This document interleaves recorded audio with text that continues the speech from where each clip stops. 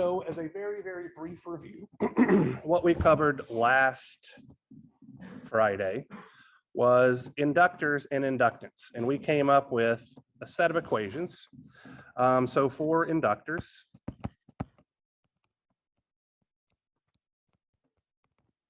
we found that we had one equation that says the voltage drop across an inductor is equal to L, the inductance of the inductor, times the derivative of the inductor current with respect to time.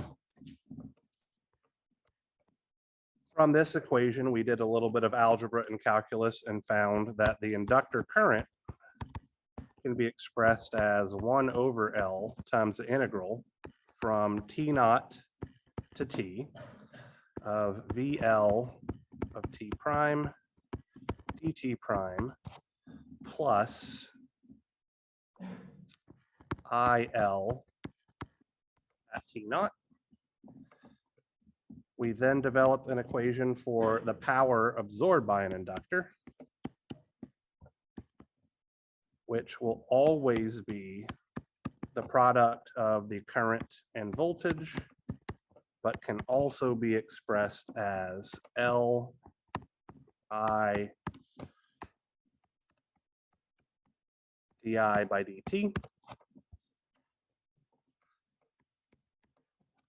And the energy stored by an inductor, we determined was 1/2 L times the inductor current squared. From these relationships, we also discovered a couple of other things. The first thing that we discovered was looking at equation number 1. In a DC circuit, inductors behave like short circuits. Also looking at equation number 1, we found that current through an inductor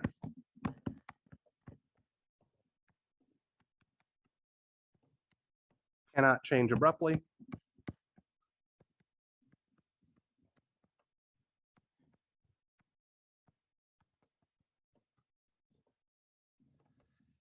We also found that inductors in series combine like resistors in series.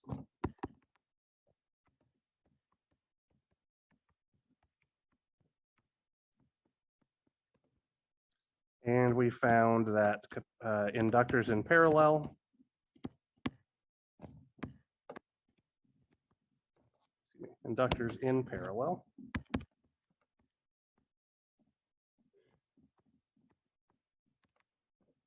combine like resistors in parallel.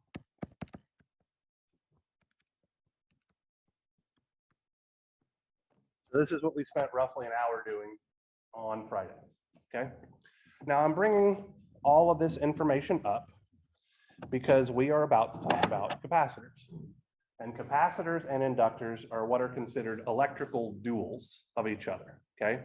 So an inductor is an energy storage element that stores energy inside of a magnetic field. A capacitor is an energy storage element that stores energy in a form of a sustained electric field.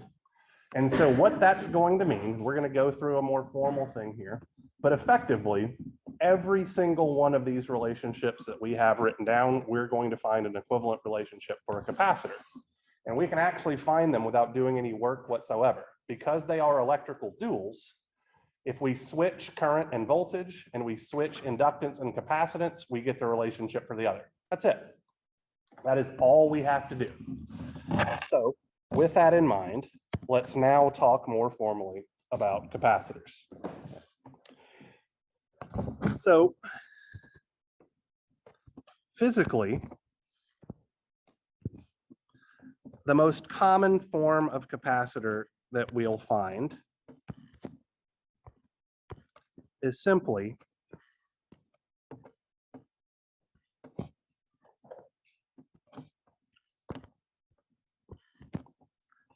two parallel plates, like so. So we have a top plate here,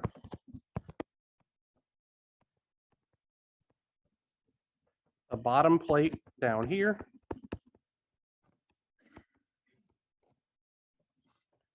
and then in the middle, we have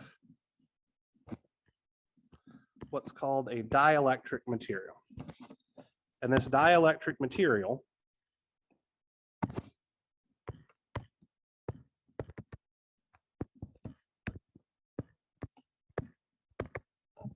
enhances the sustained electric field in a similar way as the core material enhanced the magnetic flux in our inductor. Okay. So there are a few critical pieces of information regarding this parallel plate capacitor. The capacitance is dependent on the geometry. So if this is our length,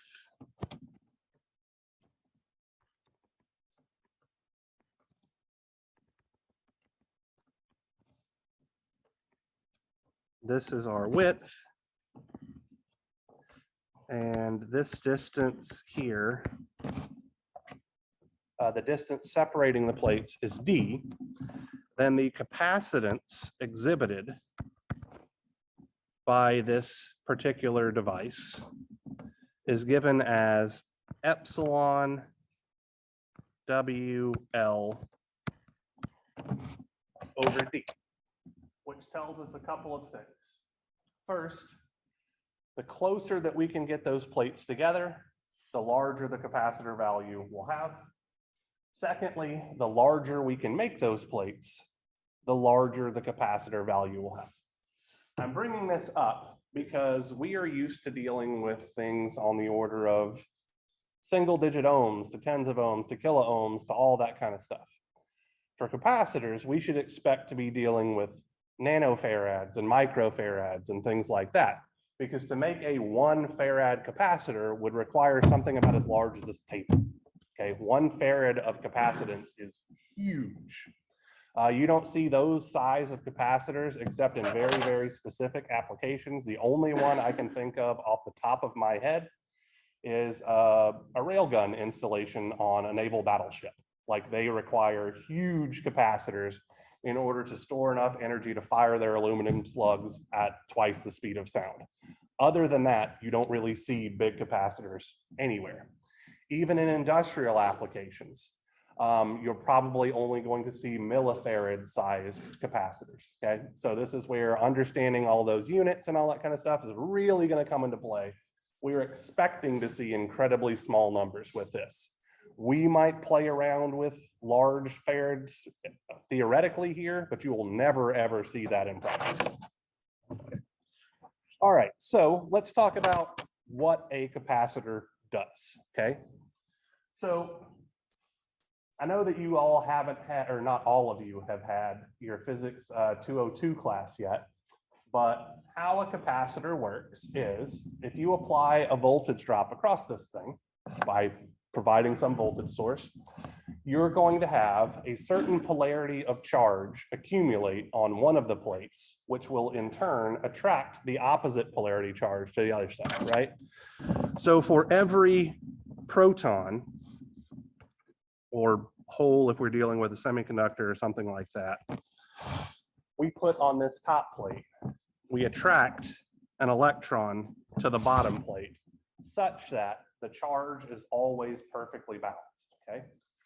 Now, one of the things that's interesting here is that protons or positive charge carriers repel other positive charge carriers, and similarly, electrons or negative charge carriers repel other negative charge carriers, which means every single charge carrier we put on here is harder to put on than the last one that we did, okay? So it gets increasingly more and more difficult to cram charge onto this thing. When we have charge that's separated by this dielectric material, what we observe is an electric field that is sustained from the positive charge down to the negative charge, And that is our energy storage, okay? So we expend a lot of energy forcing the charge onto the plate, and then we get the energy back when we allow the charge to move off of the plate. So if we force charge on the plate by applying a voltage, then we can find that our capacitance C, let's write this out like I wrote it the other day. Capacitance C is simply the ratio of charge Q over voltage V. The unit of the capacitor is the farad, where 1 farad F is equal to 1 amp second per volt, which is the same thing as 1 second per ohm. So the units of capacitance actually follow this electrical dual nature as well, because they're the exact same thing, except we've swapped where the V and the A go in for our units, okay? So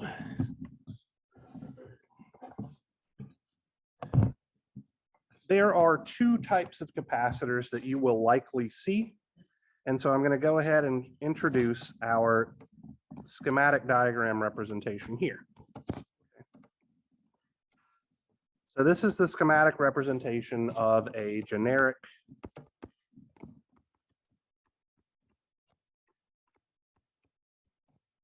capacitor.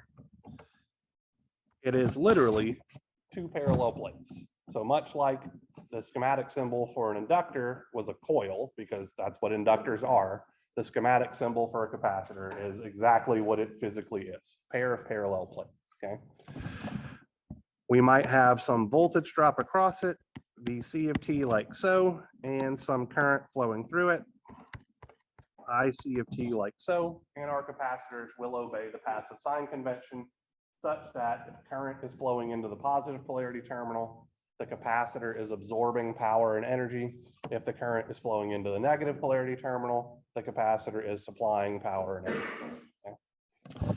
This is the one that you're going to see overwhelmingly in this class. In fact, you should see it. The only time you will see the other one should be today for this particular class, okay? Our second symbol is this.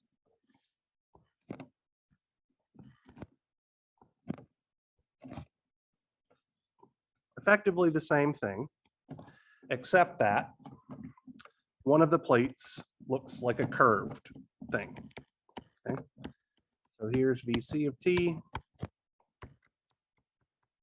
here's Ic of t, and this is the schematic symbol for a polarized or electrolytic capacitor.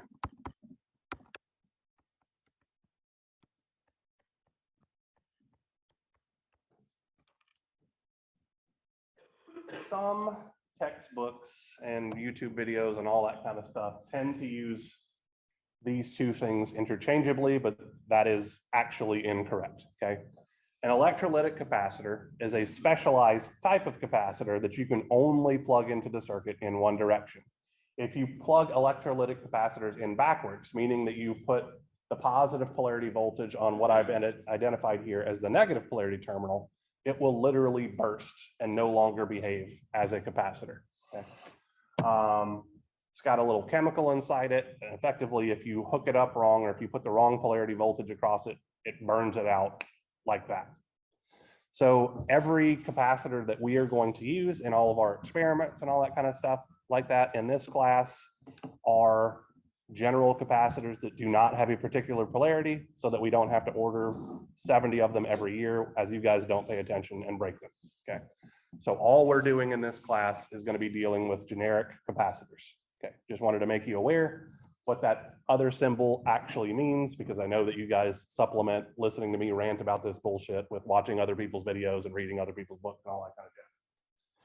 All right, now let's get into our relationships. So our first relationship is literally going to come from the definition of current, right? So we know that current through any element should be the derivative of the charge with respect to time. Okay. Since charge is related to capacitance, this simply becomes C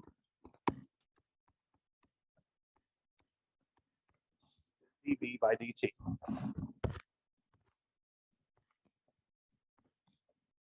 So this is our first equation. And it is exactly the same thing as the first equation that we developed for inductors, except that we have swapped current and voltage and swapped capacitance for inductance. Okay. So what do you think the two pieces of information that we can infer from this equation are? So in an inductor, we said that in a DC circuit, an inductor behaves like a short circuit, right? Well, here we see that as the voltage is constant, the current will go to zero. So that means in a DC circuit,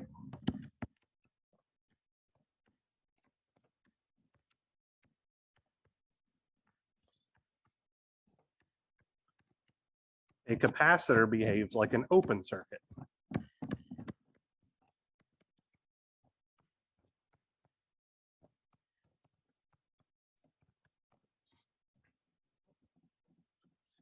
The second relationship that we developed for inductors was all about effectively what happened as we let that rate of change for the current for an inductor approach infinity, right? And we'll observe the exact same thing here for a capacitor, right? So if the voltage were to change abruptly, that means that our capacitor would have to sustain an infinite amount of current for an infinitesimal amount of time, which obviously cannot happen because we cannot create an infinite amount of charge to move, okay? So in a, the voltage drop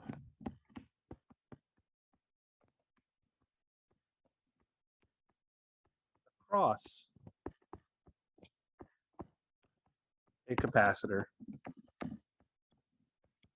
cannot change abruptly. So our first equation here gave us effectively two nearly identical relationships to what our first equation for inductors did. The only difference here is that capacitors behave like open circuits, where inductors behave like short circuits. And for capacitors, it's the voltage drop is the quantity that cannot change abruptly, whereas in an inductor, it's the current. So even these loose definitions follow that concept of electrical duality, all right? So we're now ready to develop our second relationship. Instead of doing the math this time, I'm just going to give it to you since it's the exact same derivation that we did on Friday. What we'll find is that the voltage drop across the capacitor is given by 1 over C times the integral from negative infinity to T of IC of T prime dt prime, or we can express that as 1 over C times the integral from T naught to T IC of T prime dt prime plus EC at T naught.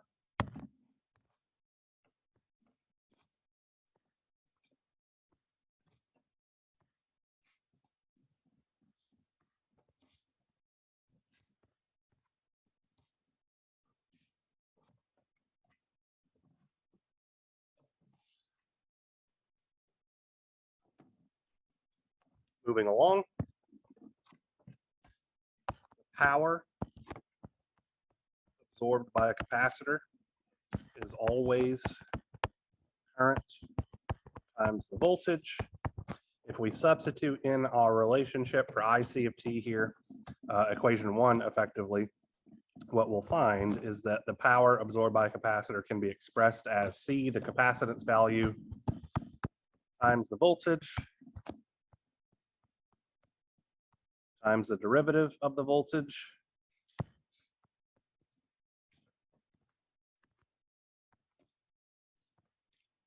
and without derivation, because the derivation is exactly the same as what we did on Friday, the energy absorbed by a capacitor is 1/2 C times the voltage drop across the capacitor squared.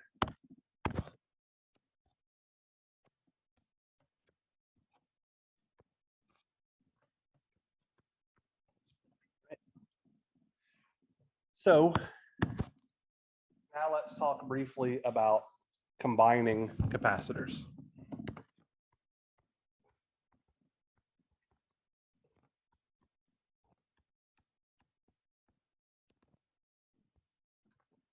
So we'll start with capacitors in series.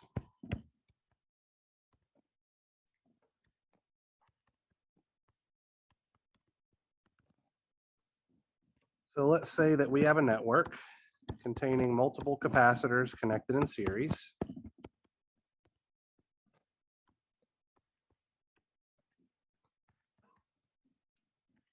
Like so. Let's call this guy C1, C2, C sub n. Call this voltage drop V1, V2, Vn. There is going to be some current I of t that's common to all of these elements in series. And there should be some total voltage drop over the combination V of t like so. We apply Kirchhoff's voltage law. We find that V of t is equal to V1 plus V2 all the way out to V sub n. We can express all of those voltage drops in terms of the common current flowing through everything. So that's going to look like 1 over C1 times the integral of I of t prime dt prime plus 1 over C2 times the integral I of t prime dt prime plus 1 over C sub n times the integral I of t prime dt prime. Grouping together like terms, we have 1 over C1 plus 1 over C2 plus 1 over Cn integral I of t prime prime, or 1 over CEQ times the integral from negative infinity to t of I of t prime dt prime, where CEQ is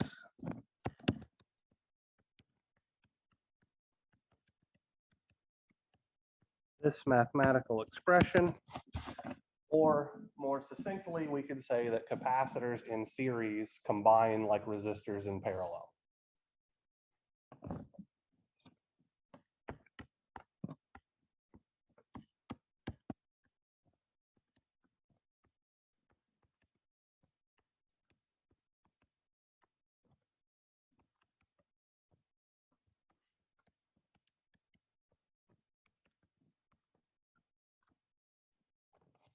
Truth, capacitors in series combine like conductances in series, but we never really went through the math to prove that conductances combine exactly like this. Okay. All right, so now let's look at capacitors in parallel.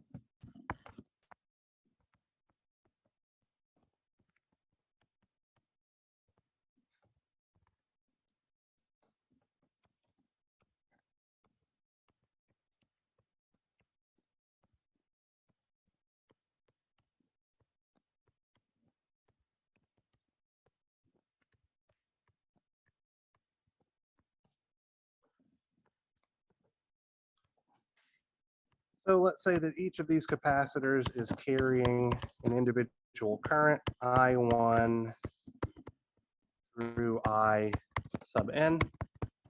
There is some fixed amount of current entering the combination, and because all of these elements are in parallel, they share a common voltage drop across them. Applying Kirchhoff's current law, we find that I of t is equal to I1 plus I2 all the way out to I sub n. Expressing all of these currents in terms of the common voltage gives us C1 dV by dt plus C2 dV by dt plus C sub n dV by dt, or C1 plus C2 all the way out to C sub n dV by dt, which is CEQ times the derivative of the voltage with respect to time, where our equivalent capacitance is simply the sum of C1 plus C2 all the way out to C sub n. And thus, capacitors in parallel combine like resistors in series. So we've hit all of the relationships that we should expect to have, because we've covered effectively how capacitors behave and all of the different ways that we covered how inductors behave. So I could wrap things up here because I've covered everything that I needed to, and any example that I work would be literally the exact same thing that what we did on Friday, except that we'd swap voltage, current, inductance, and capacitance. Instead, I'm going to spend a couple of minutes here, and I'm going to look at a few of the web work problems. I'm telling you this because we have reached the point of the class where I feel that some of the web work problems are actually valid and can be used to teach you things. So it's no longer just punishment for the sake of punishment, I guess. Some of these problems, the ones that I'm going to identify here, I feel are good problems, which means I like putting something very similar to them on the exam. Okay. So if we look at homework set number 12, I believe.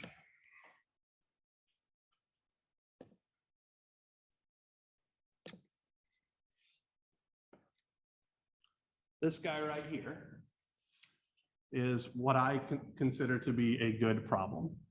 We are given a circuit here, and we're told that the capacitor voltage has a particular value expressed as a function of time, and we are asked to find the source voltage, okay? So what type of circuit is this? It's a single loop circuit because all of the elements are connected in series. So what that means to me, and hopefully what it means to you at this point, is that you would need to analyze this circuit starting from using Kirchhoff's voltage law.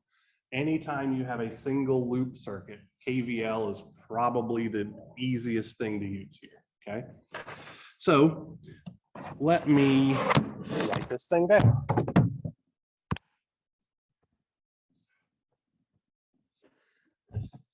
So this is homework 12, problem 3, I believe.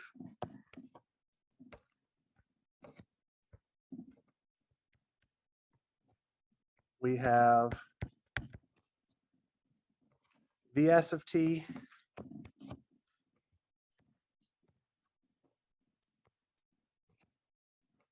we have some inductance L, we have some capacitance C,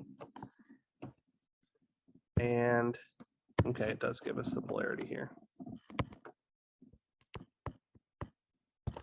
Here's Vc of t.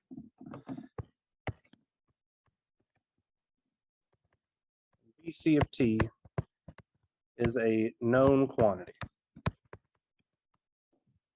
Let's talk our way, and Vs of t is the quantity that we're trying to find. So let's talk our way through this, okay? So if we are going to apply Kirchhoff's voltage law around this single loop circuit, I would argue that we need to define a polarity for the voltage drop across the inductor. So I'm going to choose that polarity as positive polarity on the left, negative polarity on the right. I'm going to say that this is VL of t.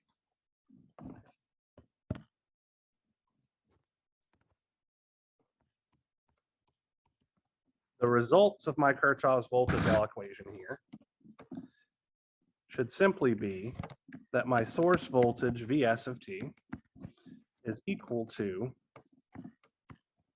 my inductor voltage VL of t plus my capacitor voltage Vc of t. Anybody have any complaints about that? Should be pretty straightforward. Now, this quantity Vc of t is known, so that's great. Anybody have any idea how we might go about figuring out VL of t if we don't know Vs of t?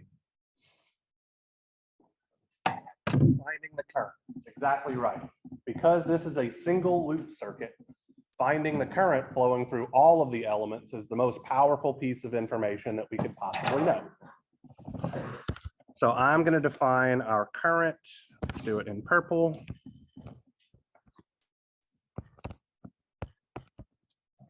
As this guy, I of t. So I of t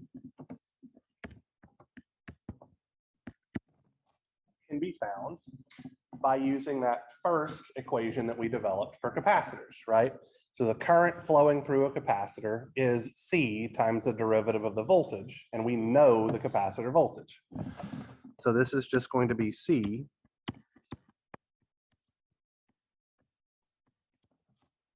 dV by dt. And from here,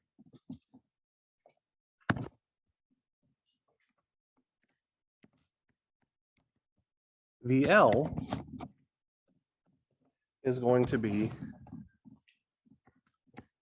1 over L times the integral. I'm going to leave the bounds of integration alone for right now.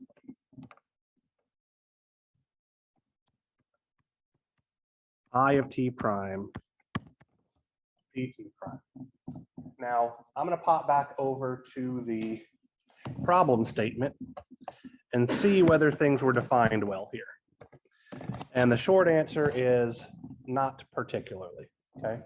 What I mean by that specifically is that we were not given any information regarding the amount of current flowing through the inductor at any point in time. So we are going to arbitrarily choose for that initial condition thing to be 0 in this case because it wasn't specified. In my opinion, that is a bad practice to enforce, but I didn't write this question, okay? So I want to be clear about that on your exam and things like that. I will have everything defined as such that you don't have to make any assumptions about anything, okay? But for this particular problem, because we were not given that piece of information, we are going to have to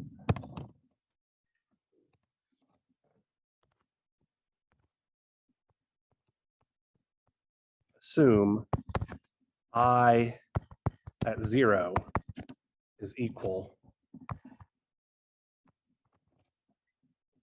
to 0 amps. And so our limit for our integration will be from 0 to t. Once we solve for VL of t, we simply add it together to VC of t to get the result that we're looking for, right? And if I am not mistaken here, we should be getting a function of time. It will be the sum of two sinusoids because when we do the derivative, we are going to get one will be a sine function and the other one will be a cosine function. And while those two types of things can be combined, the math behind it is very annoying and we're not ready to do that just yet. Okay. So express it as a mathematical function, literally the voltage drop over the inductor, whatever you get, plus the voltage drop over the capacitor that's given will be the capacitor, or excuse me, the source voltage, and you're good to go. This one I believe is fairly straightforward, but you do have to make an assumption in order to solve it. Now let's look at another one. I love this problem. You guys hate this problem.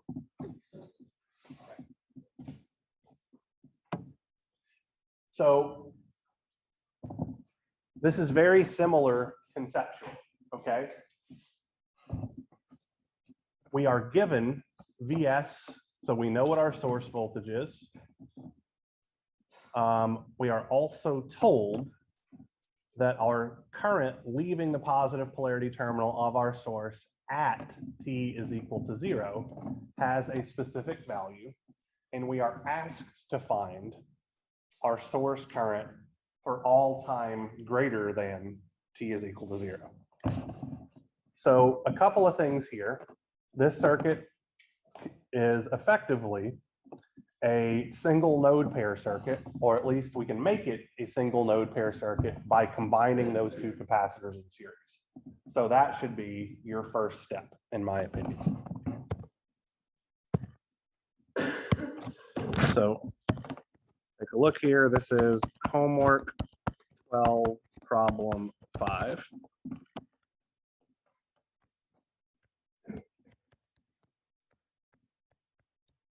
Here's Vs of t.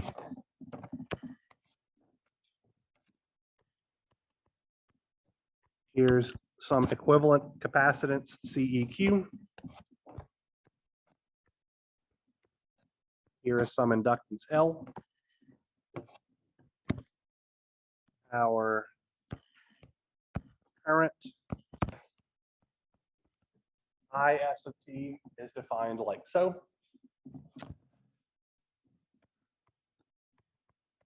Vs of t is a known quantity. Is of 0 is a known quantity. Is of t is what we're trying to solve for. Okay. So because this is a single node pair circuit, what do you think our analysis procedure should be? KCL, absolutely right. So I am going to define my capacitor current IC in this direction and my inductor current IL in this direction. And if I perform Kirchhoff's current law, what I will find is that Is of t is equal to IC of t plus IL of t.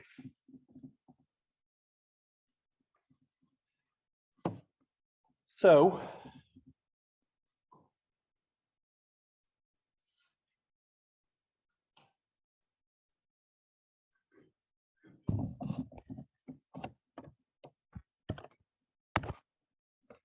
IC of t is fairly straightforward here, okay? Because we have a single node pair circuit, all of our elements have the same voltage drop over them, that known value of Vs of t. So our capacitor current IC of t is simply our equivalent capacitance CEQ times the derivative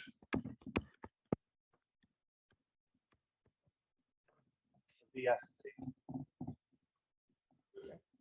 That's pretty straightforward. Our inductor current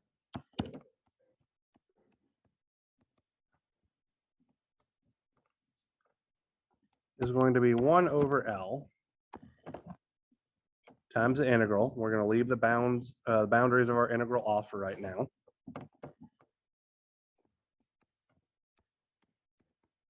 Vs of t prime dt prime.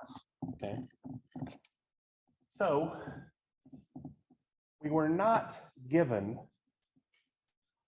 a value for the inductor current at a specific point in time. That being said, we were given a fixed value for the source current, okay?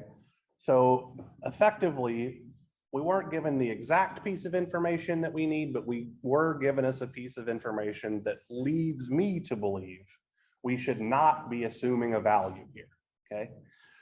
So I'm going to put my boundaries for integration to be from 0 to t. And out here, I'm going to put plus IL 0. So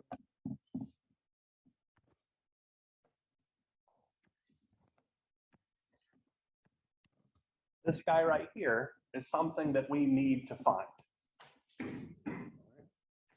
Anybody have any thoughts on how we might do that? This is the hardest part of the problem.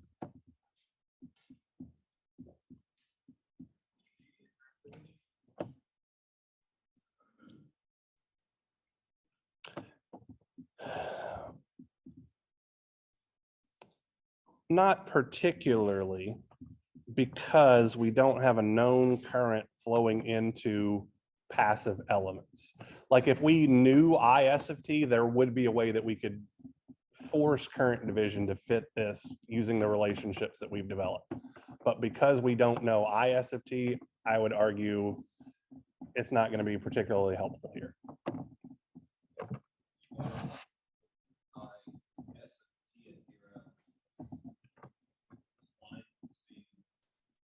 Do the I C of t equation, C Q equals the derivative of voltage.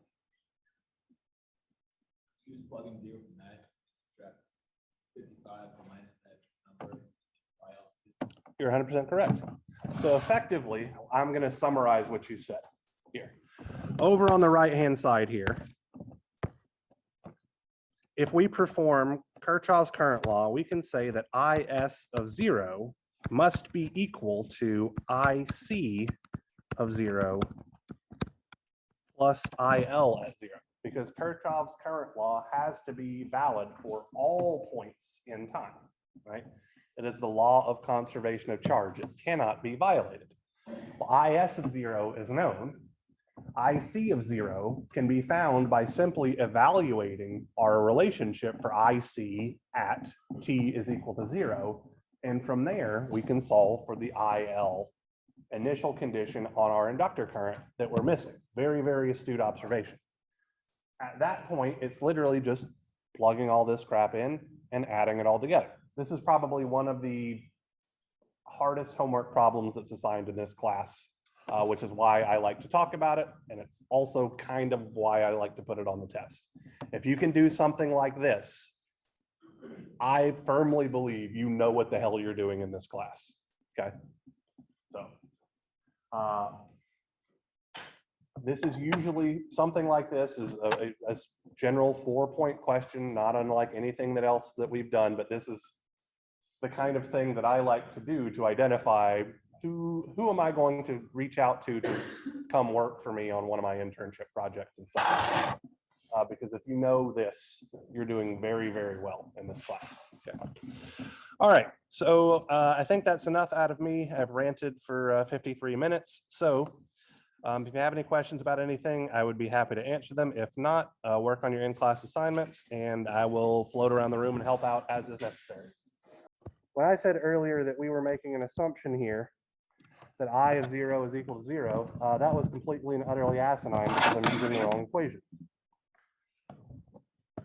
So instead, the voltage drop across the inductor should be L di by dt, and we don't have to make that assumption at all. So that's just me getting things mixed up, so I apologize.